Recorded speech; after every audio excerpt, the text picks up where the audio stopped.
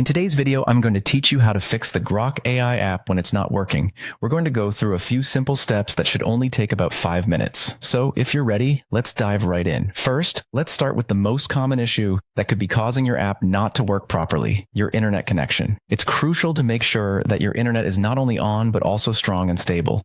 Unstable connections can lead to various problems with apps like Grok AI, so head over to your Wi-Fi settings or check your data connection to ensure everything is running smoothly.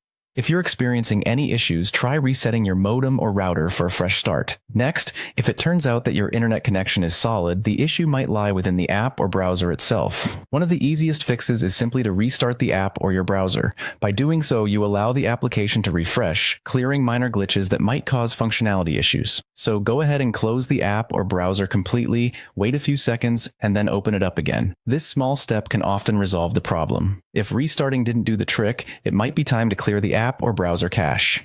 Over time, accumulated cache can cause slowdowns and errors in how your app operates. If you're using a browser, head over to its settings, locate the cache or storage settings, and clear it out. If you're on a mobile device, you can often find the cache clearing option under the app settings. Just remember, clearing the cache will not erase your personal data like save settings or passwords. Moving on, let's discuss the potential interference of VPNs, ad blockers, or browser extensions. These are helpful tools, but they can sometimes interfere with how a site loads or how an app functions.